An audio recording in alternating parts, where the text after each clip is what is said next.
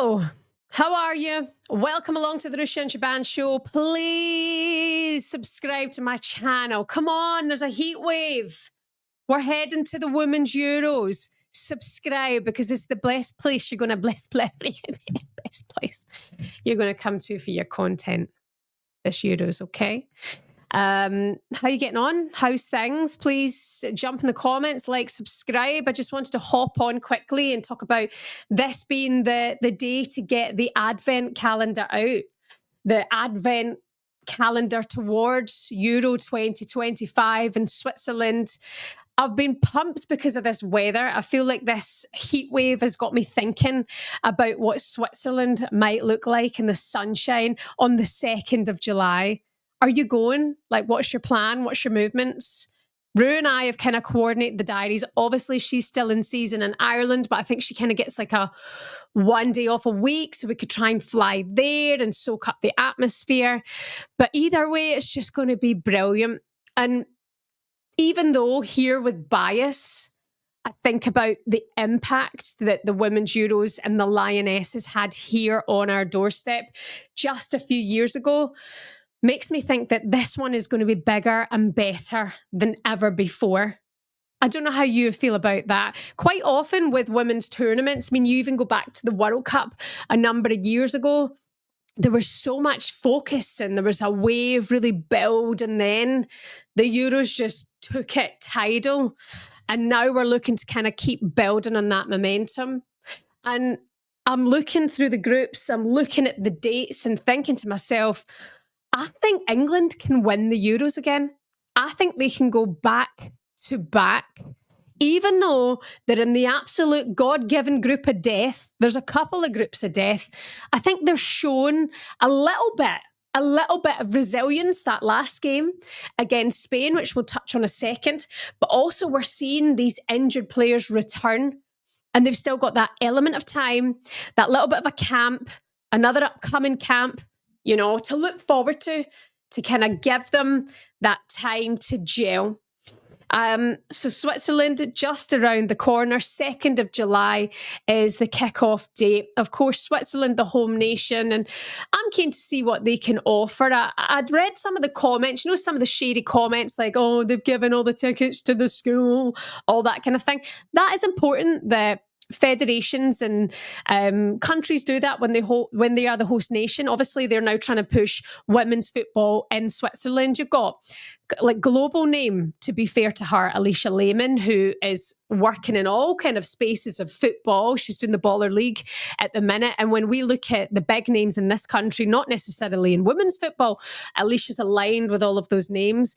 You know, she's with big brands. People absolutely love her on TikTok and social media. You kind of follow her, whatever it is she's up to. She's just won the league with Juventus. And I think she brings huge eyes to football in a way, not necessarily the ones that you always want, because there's some creeps in there when it comes to Alicia and women's footballers. Want for a better word, creeps is fine, isn't it? We know what it is, which is completely unacceptable. I will say that.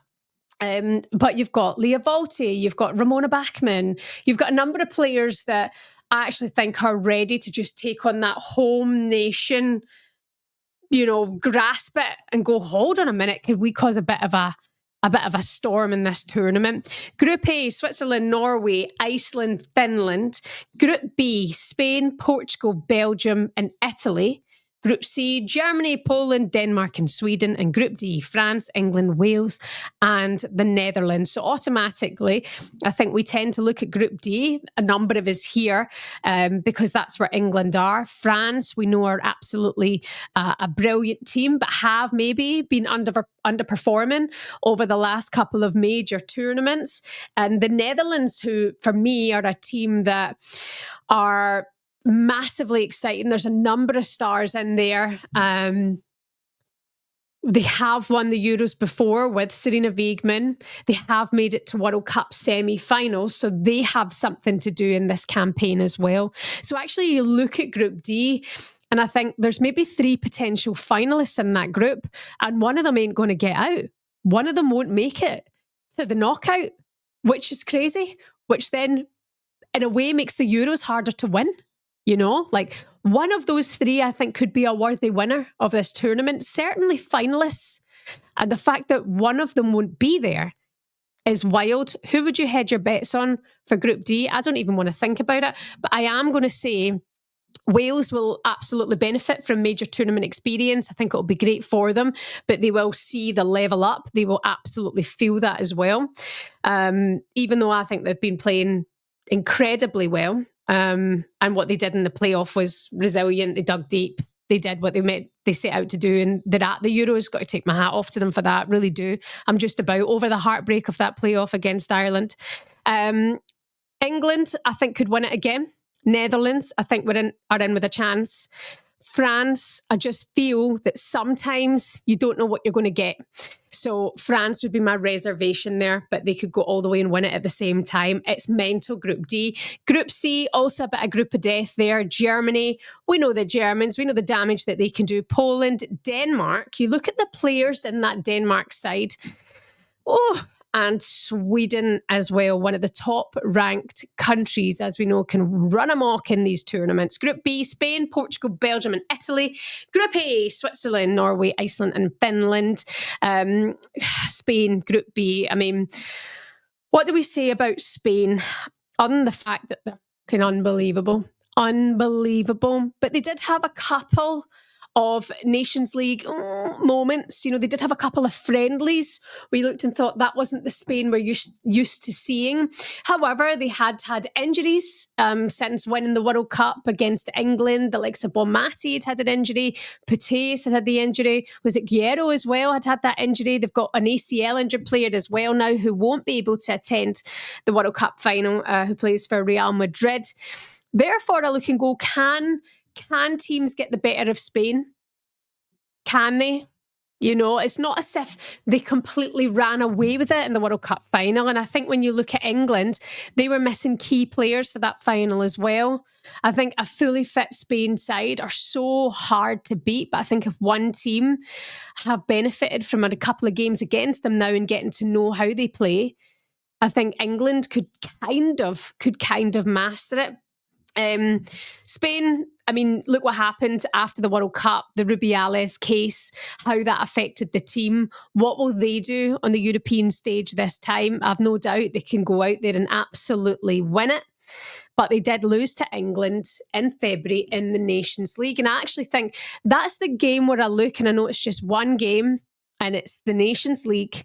But that's the game where I thought, okay, this is exactly what England needed at this stage in the calendar to know that they can go to the Euros and retain. Because they know that they can beat the Netherlands. They know that they can do a job on France. They know that they can beat the best teams on their day. And now they know that they can beat Spain. So I do have my eyes on England now, and I'm going, hold on a minute. Reason being, not only do they bring an incredible fan base now with them wherever they go, but they also have players, key players who we haven't seen much of in the WSL this season due to injury. Alex Greenwood would be notable. I think she's absolutely outstanding when she plays for England, as is Lauren Hemp. Where will she be at this stage? You know, will she be available and fit for the tournament? If she is, she's a natural starter for Serena Wiegmann. Lauren James, what's her situation for the Euros as well? But not only is it a much different side to the side that won the Euros a few years ago, but there's an incredible talent pool coming through who are now regulars, who are now showing their faces and really earning their stripes under Serena Wiegmann since they had won the Euros back in 2021. A couple of names who you cannot help but just focus on is Jess Park, Grace Clinton and Aggie Beaver-Jones, who have all had very strong seasons individually. Aggie Beaver-Jones, I mean, on for a treble, been outstanding this season for Chelsea. I think Grace Clinton's becoming that player who's starting to light up wherever it is she goes, and getting European football for Manchester United is a huge achievement. And then, of course, Jess Park as well for Manchester City. Okay, haven't won anything this season, but she's an individually bloody talented player, that's for sure. Chloe Kelly, I think since going to Arsenal, we've seen Again, we know the player that's available there to Serena Wiegmann when she's getting minutes, when she's getting to play football. I think she's been brilliant for Arsenal. I'm so glad actually in the end that move happened, and it's a shame that she welted almost on that Man City bench for such a long time. And Hannah Hampton as well in goal.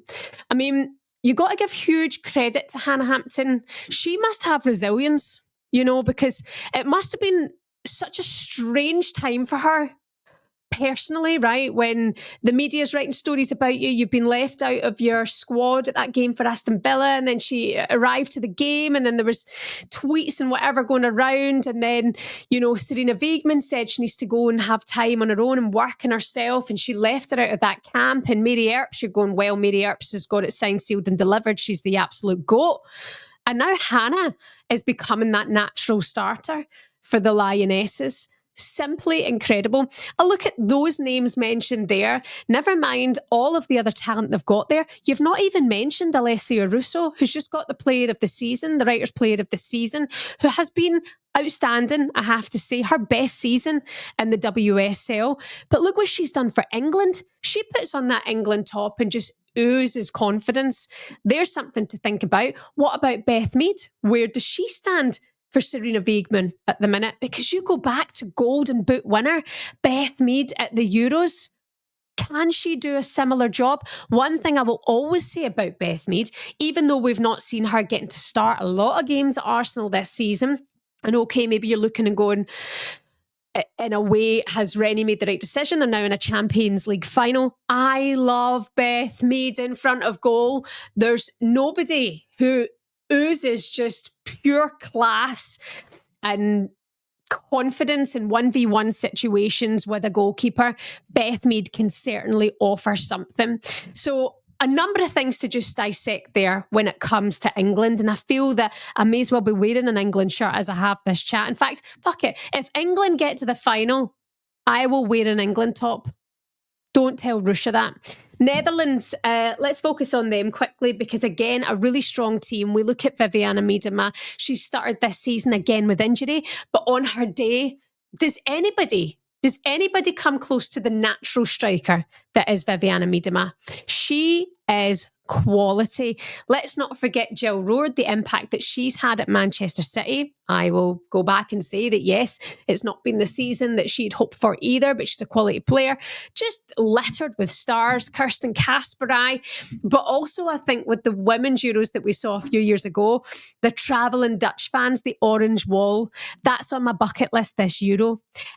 England versus the Netherlands, wearing I don't know, some sort of hybrid shirt doing the orange wall. Long leg, dun dun dun dun dun dun. Long leg, dun dun dun dun dun dun. Oh my God, it's going to be so much fun. So there are just some of my thoughts ahead of the Women's Euros. Who do you think could be the Golden Boot contenders as well? That's something to consider. Could it be Vivianne Miedema? Could it be Pateus? What about Caroline Graham-Hansen for Norway? Can they make their way out of the group? Scheller for Germany? Russo? Anybody else that you can throw in the mix there? Then please feel free to do so. But for now, let's just take a moment to remember how far women's football has come, how unbelievable a run it's been in terms of progress in the league. But just remember everything happening here with the Women's Euros a few years ago. It was unbelievable, wasn't it? And we can make that feeling again. Okay, it's not on our doorstep, but you're an hour and a half on a flight. If you can afford it, lucky you. If you can soak up that atmosphere in one of the most beautiful countries ever in Switzerland, you're going to be such a privileged, lucky person. Honestly, I need to get to something. Somebody take me with you, please, for the love of God. And yeah, just got to soak it all up, got to enjoy these moments. 50 days until the Women's Euros, and I would put my money on it being the best one yet.